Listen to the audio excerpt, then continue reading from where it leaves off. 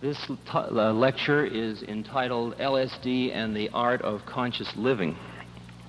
And tonight I am acting the role of Richard Alpert.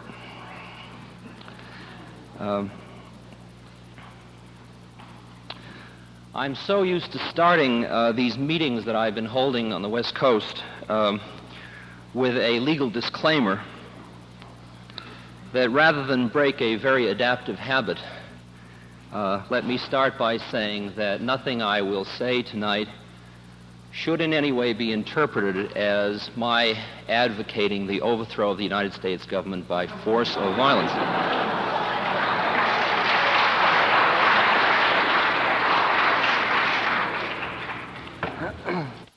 A few weeks ago, there was an article in Life magazine called Guru Goes to Kansas.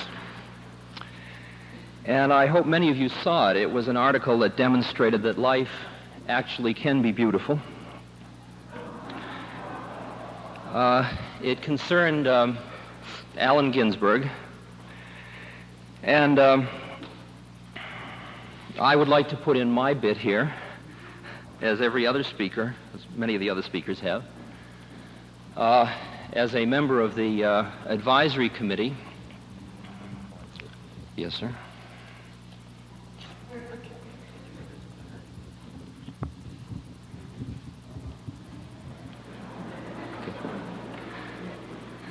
As a member of the advisory committee, I was a little concerned that none of us were consulted about dropping Allen from the program. And I think that there is a certain humor in the fact that the University of California didn't consider him a sufficient expert to participate in this conference. And during these few days, he has been, as I understand it, in Washington testifying before the Dodd Committee as an expert in the matter of psychedelics. Now, I'm proud to be at a university that sets itself above the United States Senate.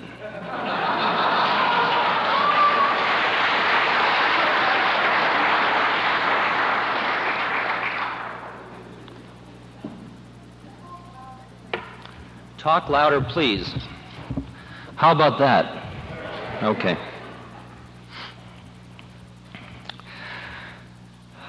I originally had planned to speak about the place of transcendental experiences, or that is the transcending of the ego in current science. And I had planned to discuss adaptations that were necessary. And I was going to talk about reality and some of the major quests of man. And then Friday night, I was at the bookstore, and I bought a book which, when I read it, I found it had said everything I wanted to say. So rather than make believe I haven't read it, I decided to change my speech and merely recommend to you that you all read the book, because it comes from Abraham Maslow, and better it should come from him than me. The book is called Religions, Values, and Peak Experience. It's a lecture, the Kappa Delta Pi lecture series, and it's Ohio University Press, and I strongly urge that you all read this book. Religions, Values, and Peak Experiences.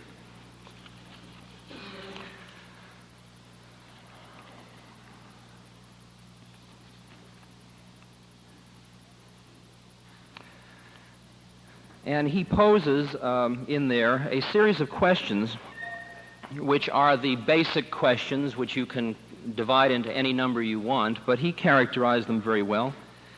And they seem to be the questions to which the psychedelic experience and the way in which it changes your life are directed. And I thought I might just review briefly by reading to you Abe Maslow's list. He says you can consider these spiritual, philosophical, religious, humanistic, or ethical questions. What is the good life? What is the good man? The good woman? What is the good society, and what is my relation to it? What are my obligations to society? What is best for my children? What is justice, truth, virtue? What is my relation to nature, to death, to aging, to pain, to illness? How can I live a zestful, enjoyable, meaningful life? What is my responsibility to my brothers? Who are my brothers? What shall I be loyal to? What must I be ready to die for?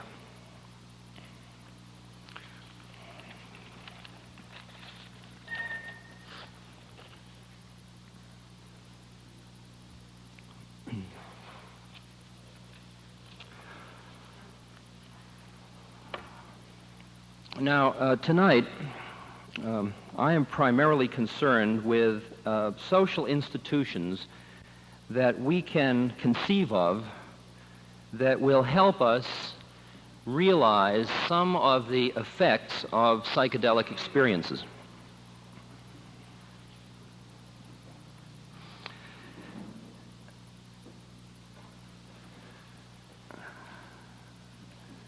Now, I am not completely out of contact with reality, and I am therefore still aware of the legal and political hysteria which is surrounding the psychedelic issue.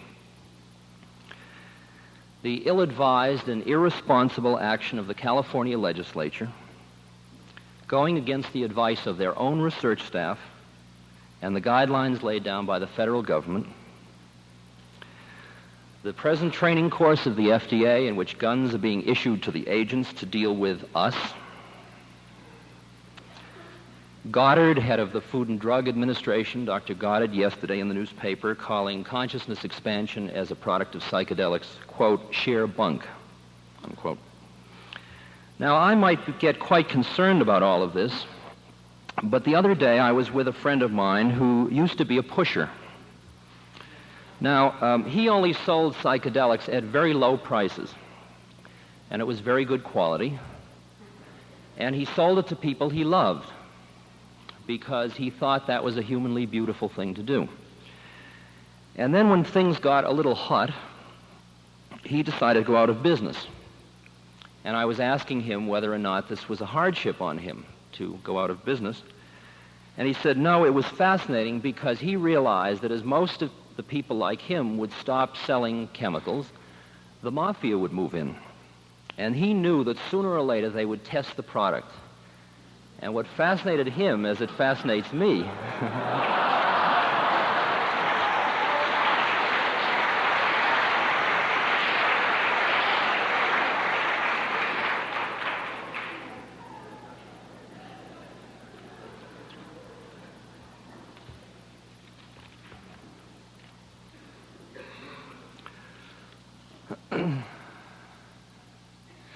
now, in discussing these social institutions, the issue that this situation in the government is raising concerns the interface between any kind of institution you could set up and the society in which that institution must function.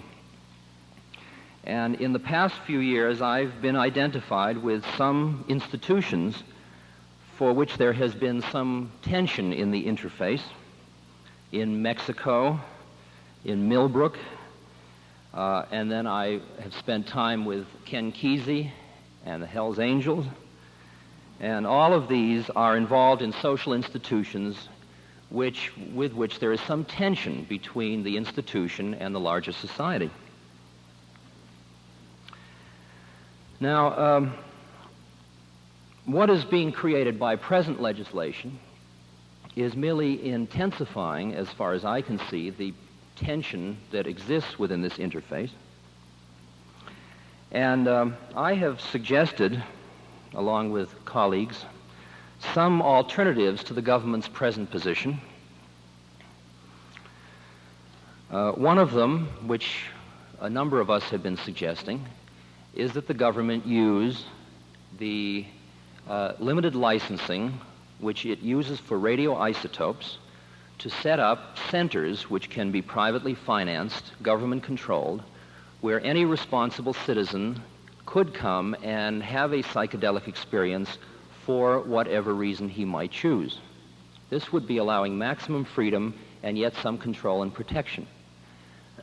It is now clear to me that well over 70% of the people who use psychedelics are not the least bit interested in being criminals. They are not feeling rebellious towards society, and they would welcome any reasonable alternative to the one that is currently being proposed, which is control out of existence for most of all of us. In a book that is coming out the day after tomorrow, in which I collaboratively non-collaborated with Sidney Cohen, I suggested in there that I wrote an open letter to the head of the Health, Education, and Welfare, Secretary Gardner, in which I suggested that they set up an agency similar to the FAA, the Federal Aviation Agency, and that they call the agency the Internal Flight Agency, or IF agency,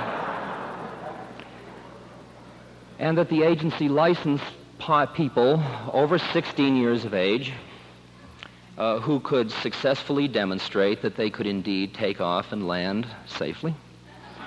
And the pilot's license you would get would allow you only to fly with other licensed pilots. It would be much later that you would get a solo license. And that in addition, the IF agency would provide ground control centers that you could call into if you needed help, if you got lost in the clouds. And furthermore, it would provide maps and charts for special journeys you might like to take. Now, when you think about it, there are a lot of planes sitting out at the airport, and we don't all go out and jump into them and fly away just for fun. We're all perfectly willing to go out and get licensed when we want to fly. And it isn't as unrealistic as it may sound at first glance. The Los Angeles CBS just called, and they said, "Did we hear in your news conference that you said there should be an agency like the Federal Aviation Agency?" So I gave him a statement, and at the end he says, "Well, if that's what you want to say."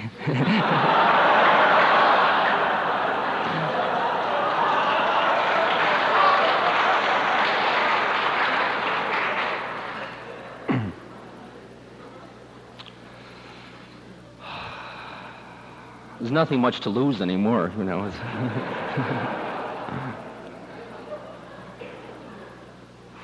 Well, now we can say, all right, taking the society as it presently exists, what kind of social institutions do and don't and could exist that we would be interested in? Now let me give you an example of one I tried to develop that didn't work. It couldn't exist, apparently. A while back here in down in Los Angeles, there was a Dr. Gary Fisher who was working in the back ward of a hospital with autistic children. Not artistic children, autistic children. These are children who, at the earliest stages of their development, somehow have failed to relate to the outside world. So the result is that nothing that comes in from the outside alters their thought process, so they don't learn anything. They're turned off to the outside world, if you will, by a very early learning experience. There's nothing organically wrong with them. Now, Dr. Fisher invited us to sit in on one of his sessions, and we came in near the end of it. This was a session in a back room, in a room in the hospital. It had been fixed up. It had drapes and carpets. Tchaikovsky was playing on the record player. There was a medical student who was a sitter during the day, and he was holding the child. And this was a 9-year-old child who had been administered LSD earlier in the day. Now, I've worked as a child psychologist for a number of years, and I've seen many autistic children. And you could go right onto the back ward there and see them, and you could see the way in which they related to the environment. This child under LSD in this setting had a look of complete and open wonder in his eyes. And if ever I had seen anybody turned on to the world, it was that child. Now, the unfortunate situation there was that at the end of the session, the child was sent back into the ward. And those of you that have had psychedelic sessions can imagine what that all must be like. Now, the reason I bring this up, there is some research going on in New York with autistic children, but in this case, they give them LSD as if they were giving them penicillin. There is no attempt to deal with a psychological setting for the child. Now, the reason this interests me is because of a theory we've been playing with for a long time that concerns primarily animal research. And for many of you that have heard this, this is just a quick review. It concerns imprinting. In animal research, there are stages in development during which an animal seems to be very open to certain kinds of stimuli out in the environment. And if these stimuli occur, he makes a built-in response. If during these critical periods, as they're called, the stimulus doesn't occur in the environment, he never makes the appropriate response. For example, with sheep, if you separate the lamb from the flock during a critical period, then when that period is passed, if you bring the sheep in with the rest of the sheep, he will hang out alone rather than with the other sheep. And sheep hang out together, so he becomes a unique sheep in the group.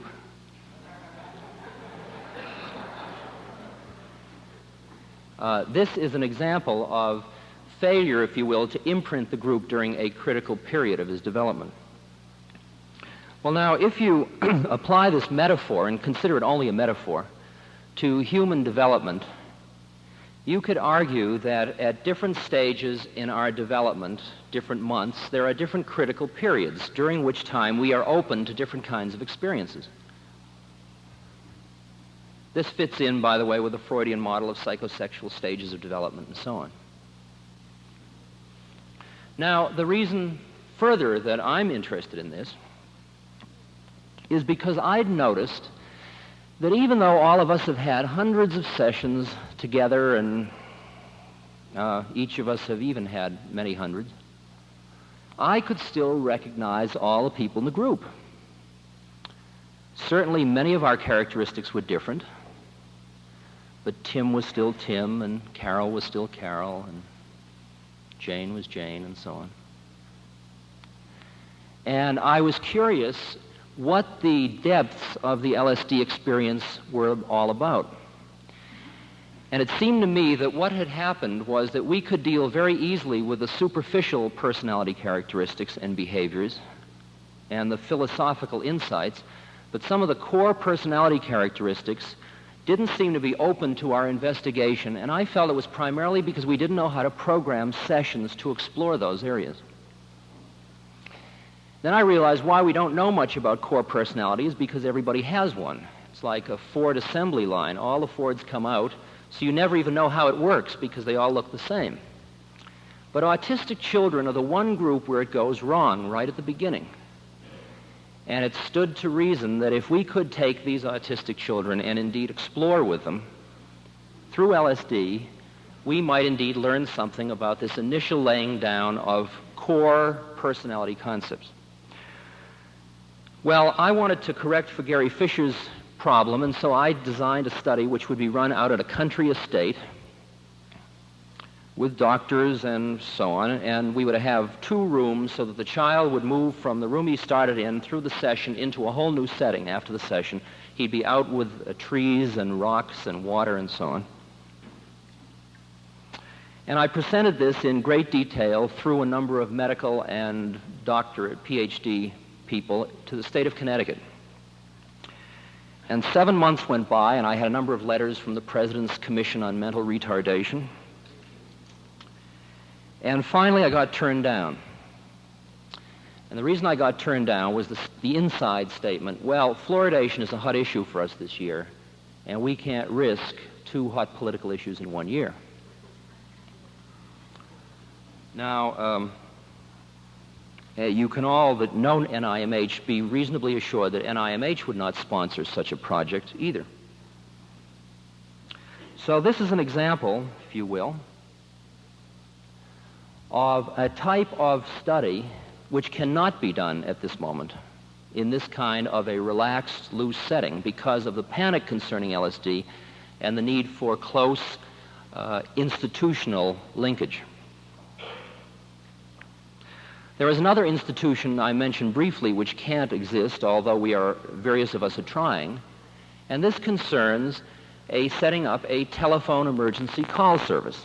Now, one of us has indeed been trying to do this, but I point out to her, as well as to myself, when we all thought about it, that if you were to list the telephone number in Los Angeles and say, anybody that's in trouble, call this number and we'll send a sitter over to be with you. This is a human service to be provided. The reaction of the government would be to tap the phone and arrest the people that would call. So here again is another social institution that we would like to set up that existing legislation does not allow a natural process to occur that would otherwise occur.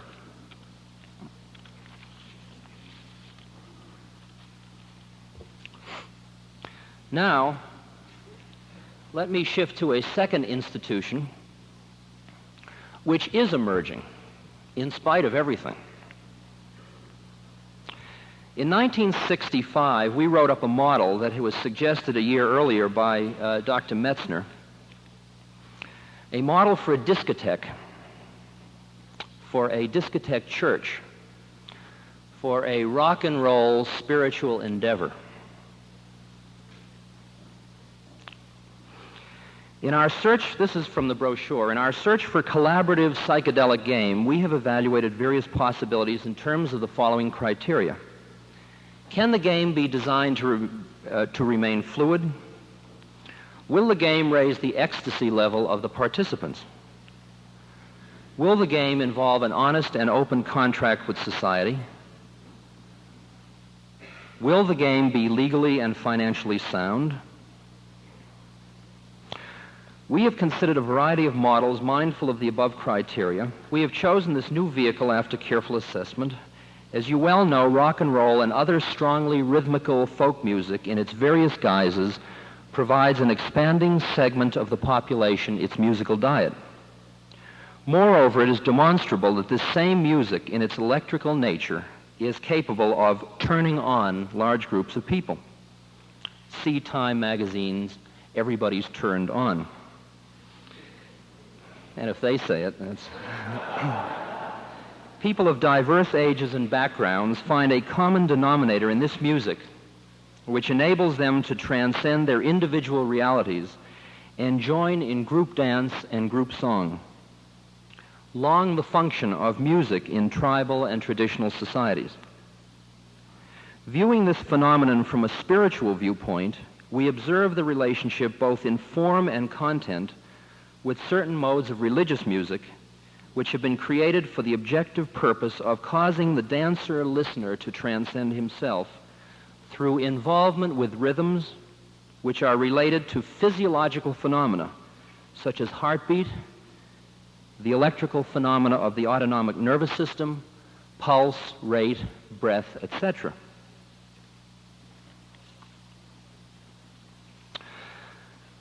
Now, we had no sooner gotten the idea on the drawing board. We were obviously part of the zeitgeist because Ken Kesey very shortly thereafter started to appear with what were called his acid tests.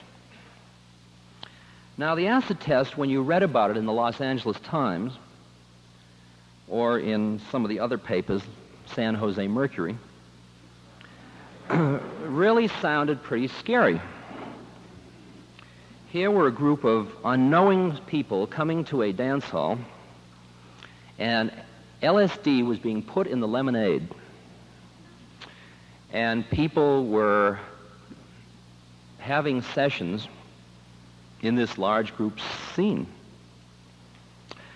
Now, I went to some of the acid tests, and in fact, I don't think there were very many people, in fact, I don't think there were hardly any at the ones I was at, that ever ingested any chemical that they didn't expect they were going to ingest.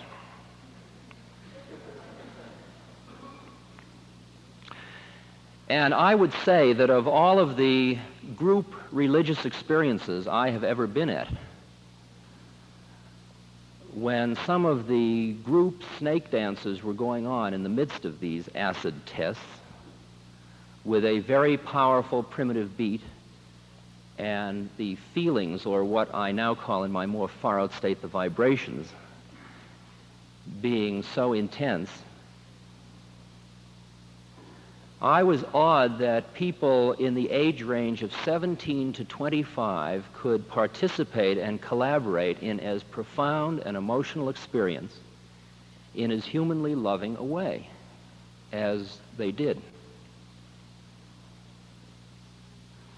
What they had done, and what others are doing, and what you'll get a chance to see in part when Geared Stern and the USCO group have their show, is the control of the total environment, the auditory and visual environment simultaneously. And when there is a group agreement to, in a sense, check one's ego at the door, the experience for many of the people, especially when it is compounded with a strobe light, for example, is a tremendously intense and powerful one. And I look at the rock and roll groups that currently exist. Now, it is a known fact to me, although probably not a publicly statistically known fact, but it is I'll make an estimate, let's not call it a fact. I will make an estimate that 85 to 90% of the current rock and roll groups use psychedelics, okay? From the top on down.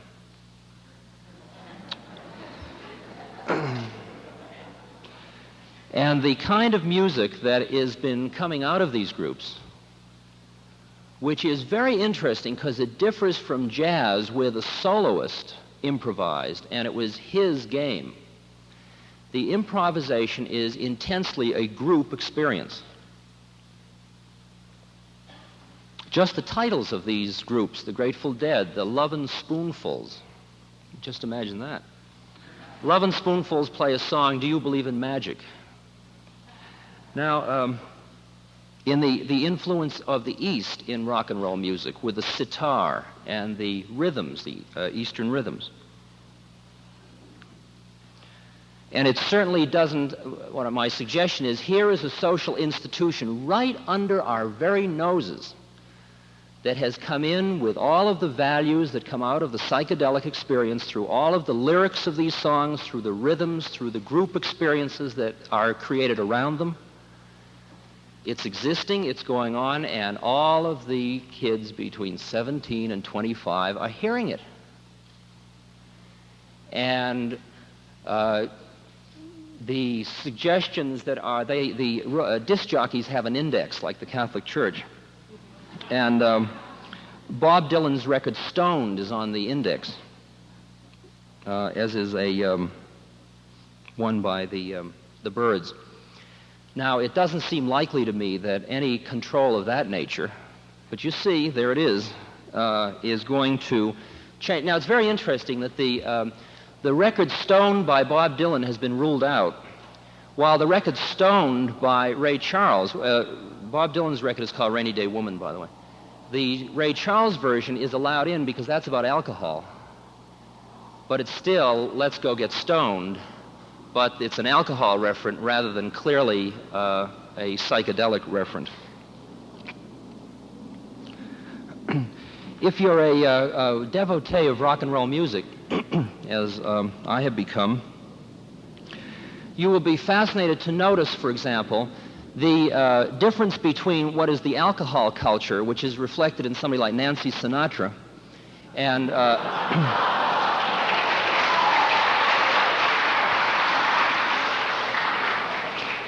her record, Boots Are Made for Walkin', and that's what they shall do. Now, when after the Mafia, we go that whole cycle, she will be singing The Word Is Love.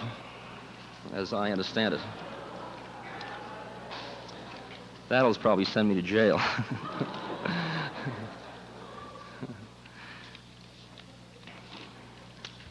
Now, all right, so there, whether you've noticed it or not, is a social institution that has come right in and seems to be going right along. And now it's getting all American, and you can go to the Longshoremen's Hall and get an American version of this without the LSD, but with lights and colors and music, and people are experiencing something. Not as much as they would with acid, of course, but something. And this is cropping up in all of the major cities in the United States. Okay, now, even in this society the way it is now, I'd like to suggest a social institution which has not yet made its appearance, but will.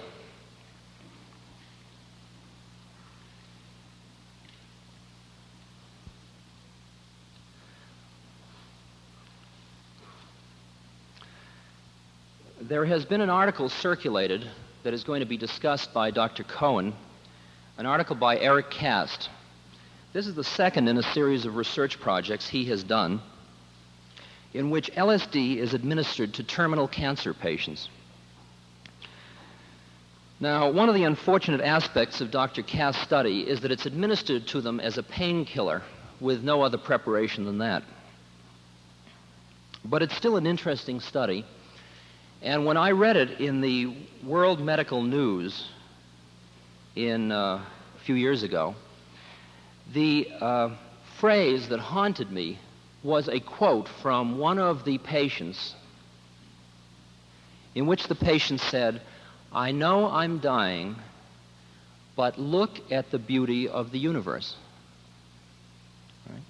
I know I'm dying, but look at the beauty of the universe.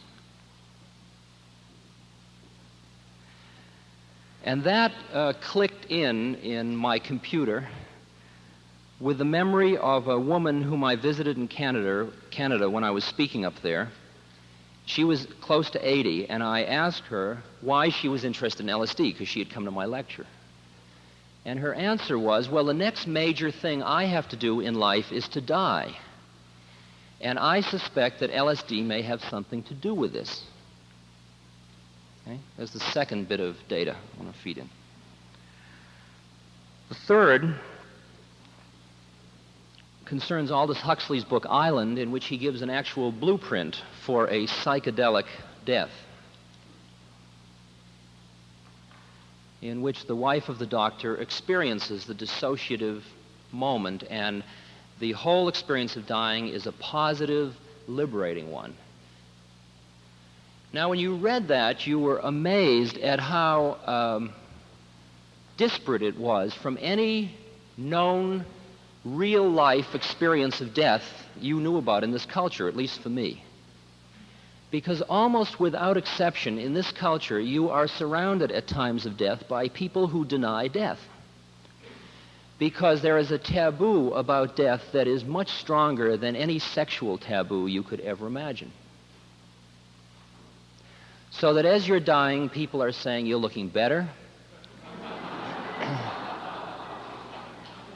As you're taking your last breath, "You'll be up and around tomorrow." No confrontation with up where, around where, just up and around.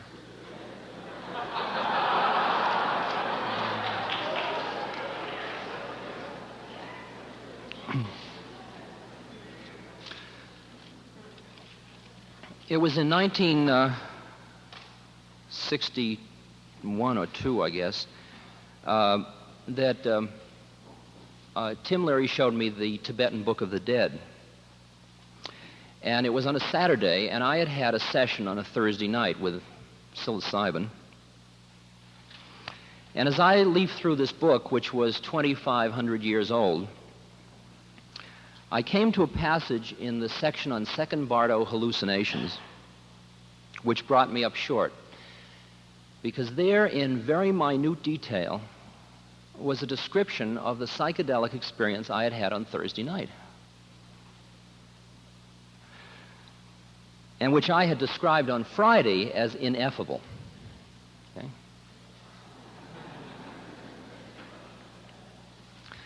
how could I have experienced something which was written 2,500 years earlier as a manual to prepare people to die and be reborn?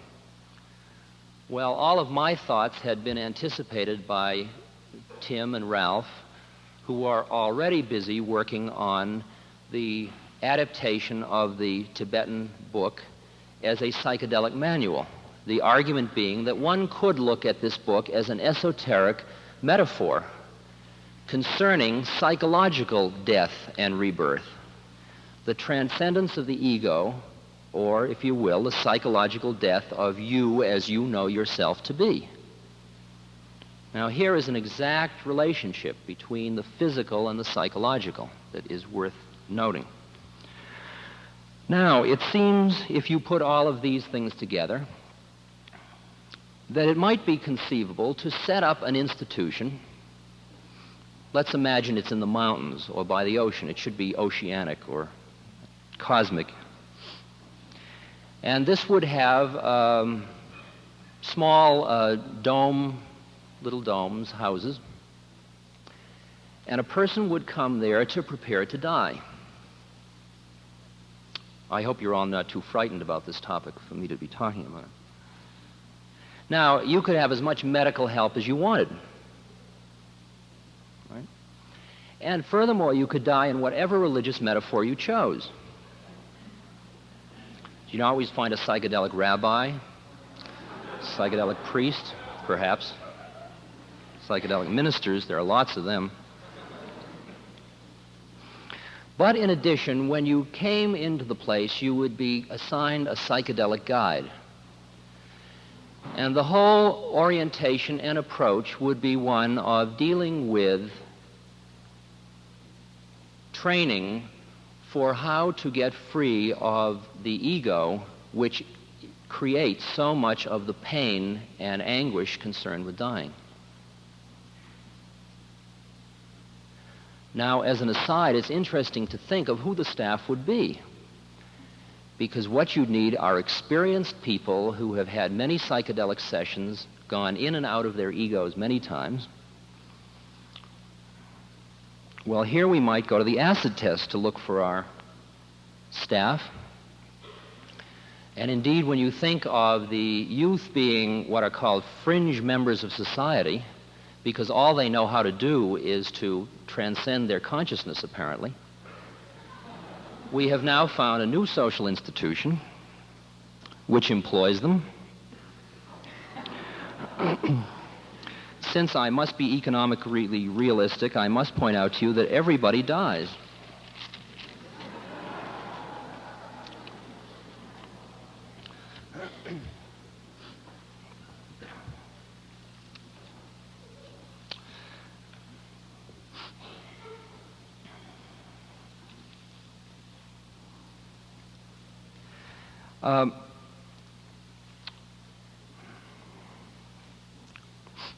My first experience with psychedelics started me on a journey. And there have been a number of metaphors that I have used along with my colleagues to describe this journey. It seemed to be a journey that concerned increased awareness. Now, I, as a Westerner, had always thought of evolution in terms of Darwinian evolution, and I had thought in terms of biological evolution. And then, as a Westerner, further, when I wanted to think of another model of evolution, I could think in terms of the evolving of man's mind. And as we got smarter and smarter, we were getting higher up on some kind of evolutionary scale. But there is yet another kind of evolution which didn't seem to dawn on me in my sleepwalking state. And that evolution seemed to be one concerning consciousness, that there apparently were some higher states of consciousness. And this first session showed me a glimpse of these higher states and started me on a journey which was quite irrevocable. In fact, it didn't leave me any choice of whether I wanted to be on this journey or not.